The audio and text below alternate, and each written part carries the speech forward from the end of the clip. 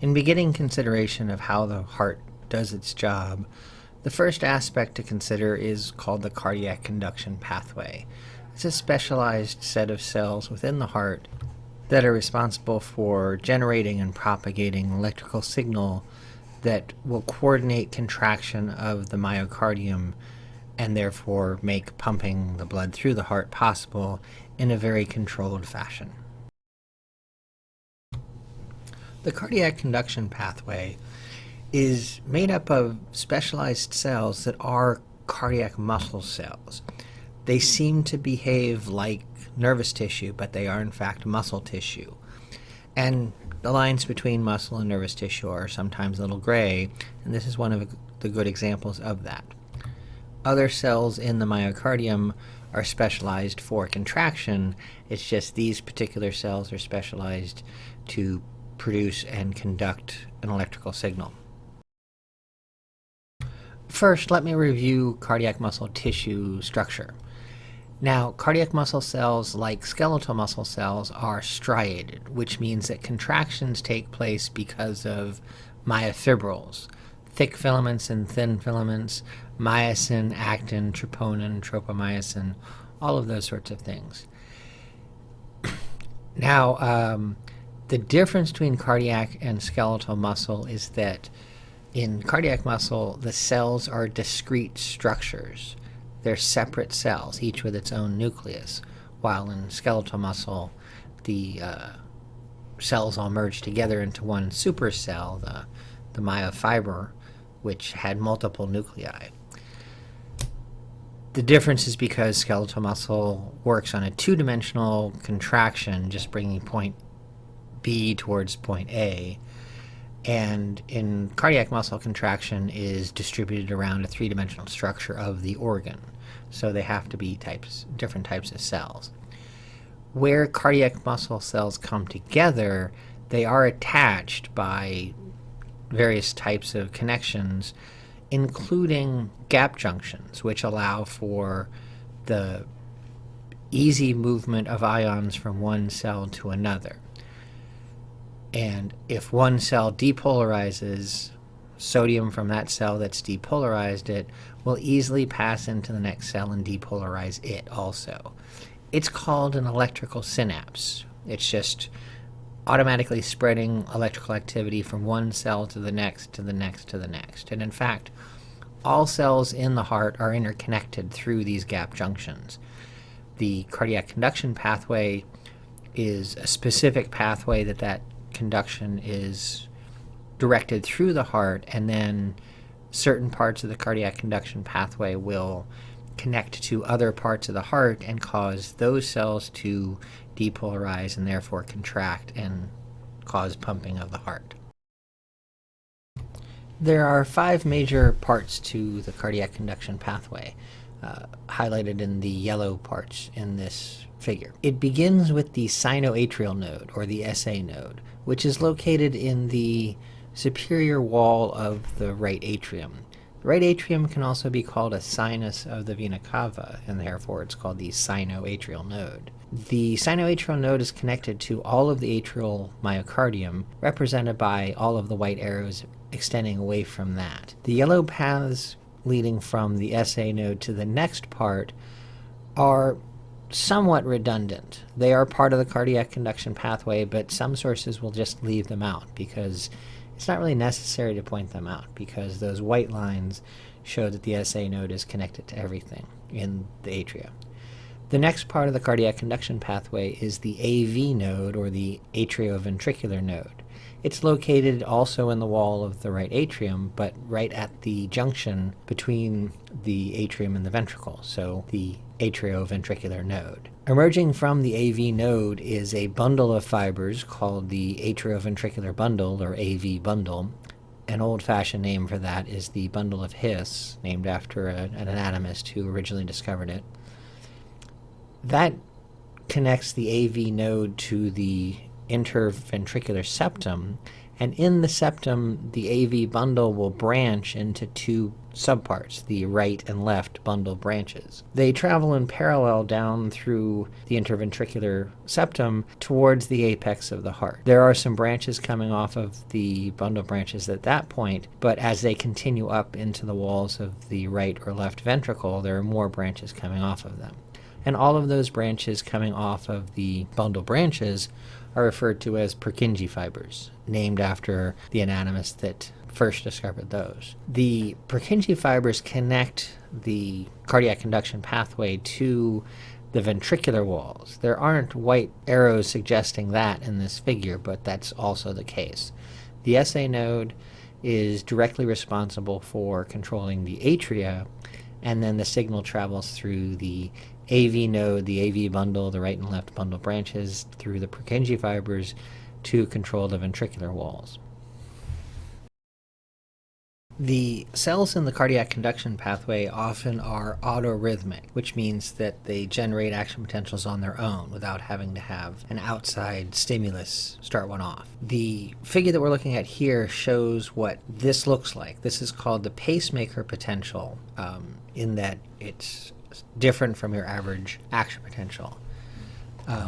And cardiac muscle cells are a little bit different from what you learned about neurons or skeletal muscles because calcium ions play a part in what happens there instead of sodium being the big player. The depolarization, the rapid change from threshold to its peak, is done by calcium influx rather than sodium influx, as you might have learned. But then at that peak, things turn around because of repolarization from potassium leaving the cell, which is exactly what you would have learned before. The numbers here are a little bit different, and that's because of the parameters associated with calcium and that sort of thing. But it's still the same concept that you learned about in the nervous system chapter. Now, what's different, especially here for the pacemaker potential, is that the cells never hit a resting potential and stay there waiting for some sort of stimulus to set off the next action potential. Instead, at the end of depolarization, when the potassium channels have closed again, then there's a slow influx of sodium called the pre-potential, which slowly brings the cell back up to threshold. And then at threshold, we start again with the rapid influx of calcium to depolarize, and then the rapid outflux of potassium to repolarize. That pre-potential is where things are a little bit different. There are these leaky type of sodium channels that allow sodium to slowly enter into the cell. The rate at which that sodium enters into the cell establishes the rate that those cells will fire off action potentials. In this picture, the action potentials are spaced 0.8 of a second apart, which would be a resting heart rate of 75 beats per minute. That's actually not the inherent rate for the SA node. Instead, that's what would happen if the SA node were affected by the parasympathetic division of the autonomic system, slowing it down. Without the input from the autonomic system, the SA node would fire at about 100 beats per minute. So the action potentials would be closer together. What the parasympathetic system is doing is actually hyperpolarizing the cells so that that pre-potential takes longer to reach threshold to fire off the next action potential. Now, there are pacemaker potentials possible in the AV node and the AV bundle and the bundle branches, but they all fire at a slower rate than the SA node. So the SA node drives the cardiac conduction pathway, making the heart beat at a particular rate, which is modulated by the autonomic system. If the SA node doesn't fire, then the AV node has a backup, slower pacemaker potential. And if that doesn't work, then the bundle branches or the bundle itself has a rate that is even slower and can catch up and keep things moving around. This is a summary of what I just described for the cardiac conduction pathway. Again, the cells are autorhythmic. The SA node has an intrinsic rate of about 100 beats per minute. If it fails, then the AV node picks that up at a rate of about 40 to 50 beats per minute. And if that fails, then the ventricular fibers pick up after that at a rate of about 20 beats per minute. The AV node junctional rhythm, as it's called, is enough to move blood around the system, and you can get by as long as you don't exert yourself. You'll have enough oxygen for your brain to function and to keep basic functions like contraction of the diaphragm for breathing taking place. But walking upstairs or that sort of thing, you'll get exhausted very quickly. When the ventricular fibers are firing off, which is a very slow rate, that's really just enough to get blood to the brain. If you're in that situation, you really better be lying down so that gravity isn't affecting getting blood to the brain. And you really should be lying down in the back of an ambulance or in a hospital, because that's a really severe situation. This is a figure from the book that shows the events in the cardiac conduction pathway that drive contraction of the myocardium. Now, I've altered this picture from the book a little bit. The start was next to the heart that's labeled 6 now, but really to describe the cardiac conduction pathway, we should start with the one that's number 1 here. Now I'm saying 1 here and 6 here because I also changed the numbers. The progression 1, 2, 3, 4, 5, 6 that you see here in the book would be 2, 3, 4, 5, 6, 1. Again, starting in the previous situation, but I changed it because really it should progress in this way. So the events start with the SA node depolarizing. That depolarization spreads throughout all of the atrial myocardium, which is going to cause it to depolarize and contract. The AV node is also in the atrial wall, so it's going to get depolarized by the SA node along with all of the atrial wall. Now, the conduction pathway continues on through the AV bundle and then separates right and left into the bundle branches, all of which continues down through the ventricular septum to the apex. Through the Purkinje fibers, which aren't really represented in this figure, the depolarization spreads from the conduction pathway into the ventricular walls, causing them to contract. The 5th image in this cycle is actually not different from the 4th image in this cycle, which it probably ought to be. The purple might spread all the way up to the ventricular walls or something. I don't know. It could have been depicted differently. But the ventricles are going to completely depolarize, causing contraction, and then they'll start to repolarize. Finally, everything's relaxed in the heart. There's no depolarization, no contraction or anything, and the heart just sits resting out the rest of the heartbeat. This really should be the end of the pathway because it is the last thing that happens as we start to talk about the heartbeat progression in the next section. This represents an EKG trace, an electrocardiogram.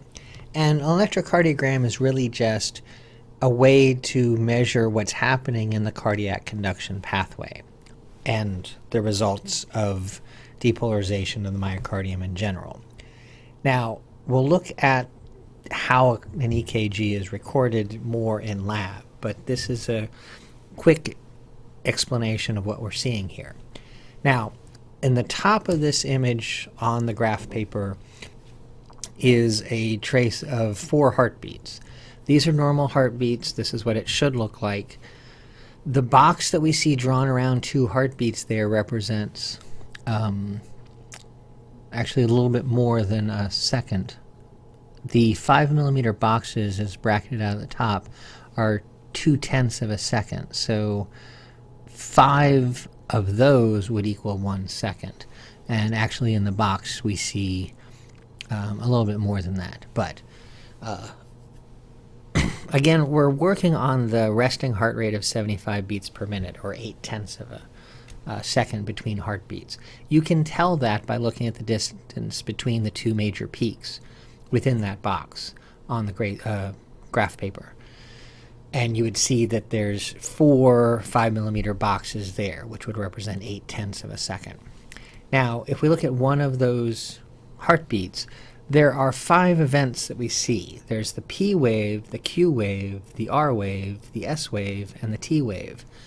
Now, the Q, R, and S waves come so quickly together that we actually refer to them as one event called the QRS complex. The line stays at 0 when nothing's happening, nothing's changing in the heart. When we see a wave, a deflection of the line, that represents a change in electrical activity in the heart. So the P wave is the first thing that we see, which is when the SA node depolarizes. By itself, the SA node wouldn't really do a whole lot, but the fact that it's connected to all of the atrial wall generates the P wave. Then, a little while after that, about 100 milliseconds maybe, the QRS complex fires off, and that represents the electrical activity in the ventricular walls. Between the P wave and the QRS complex, what's called the PR interval, we'd see the cardiac conduction pathway sending the signal along the AV node, the AV bundle, the bundle branches to the Purkinje fibers. We don't see those. All of those are fairly minor electrical events, so they don't register here. We see the big electrical events, the depolarization of the atria, and then the QRS complex is the depolarization of the ventricles. And then about 300 milliseconds later, a little less than actually, the QT interval gets us to the T wave. And this is when the ventricles repolarize, when they go back to 0. Okay. The membrane potential goes back to its resting potential. Now, in this, the line sitting at 0, the flat line between heartbeats and between the various waves, doesn't represent that there's no electrical activity in the heart. There's just no change in electrical activity. From the P wave to QRS complex, the atria are depolarized and contracting. From the QRS complex to the T wave, the ventricles are depolarized and contracting. We don't see a separate event that's deep repolarization of the atria because it's buried behind the QRS complex. But from the P wave to somewhere in the QRS complex time, the atria are depolarized and contracting, and then they repolarize. And then the QRS complex to the T wave shows the ventricles doing the same thing. And we do see that repolarization because there's nothing covering it up. And then from the end of the T wave to the start of the next P wave, or the next heartbeat, nothing's happening. Okay? The heart's completely resting at that point. Here we have a representation of the action potential of a myocardial cell. Now, this is not the pacemaker potential that I showed you earlier, which is of a cell within the conduction pathway. This is your basic myocardial cell, what we'd see in the ventricular wall. Now, actually, it's not what we'd see in the atrial wall, only because the atrial wall doesn't depolarize quite as long, but it has the same basic structure.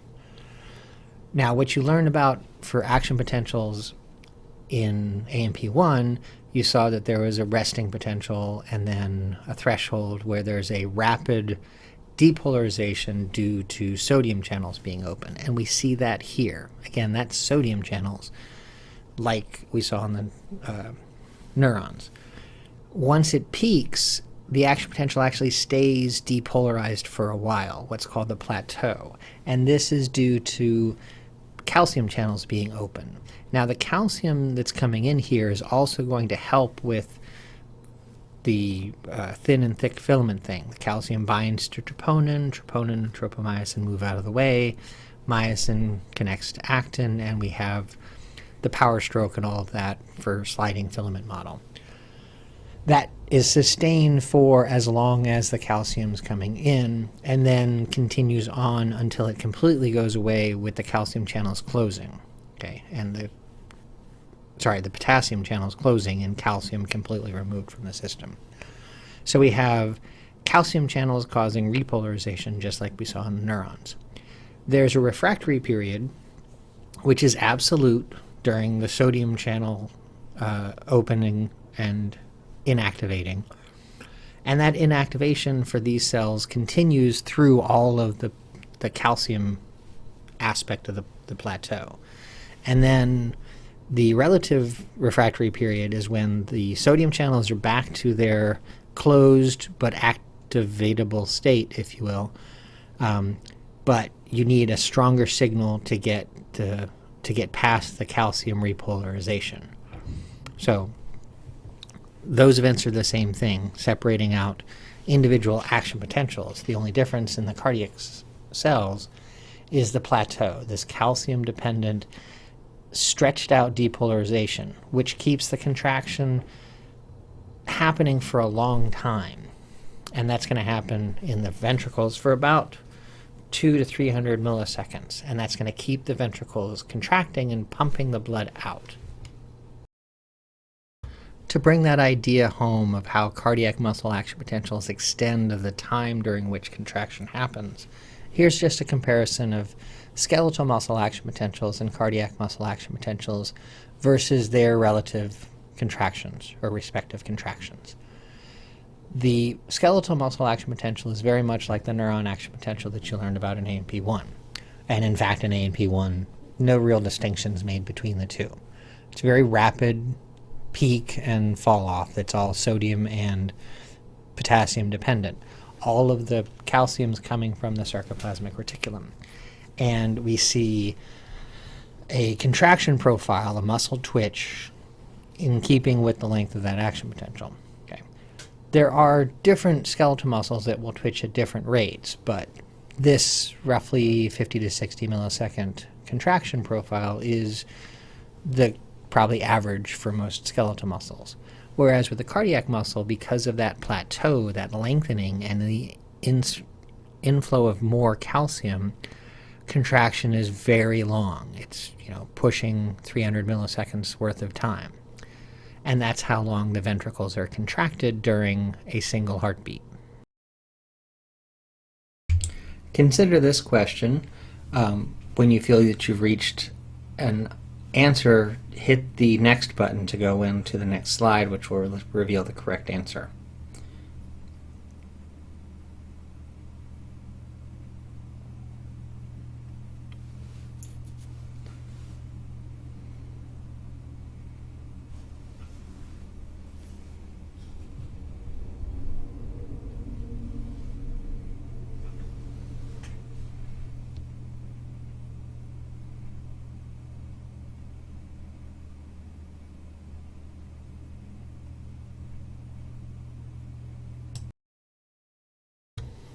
So again, the actual resting rate of the SA node would be 100 beats per minute. It's slowed down by the autonomic system, by parasympathetic input, to 75 beats per minute. The 140 beats per minute here would represent the sympathetic system speeding it up, which might happen if you're exercising or something like that. And the 60 beats per minute would be a very, very slow resting heart rate, which actually is seen in people with very good cardiac health. The resting heart rate's even slower, which gives the ability of the heart to do more, which we'll talk about later in the cardiac output section.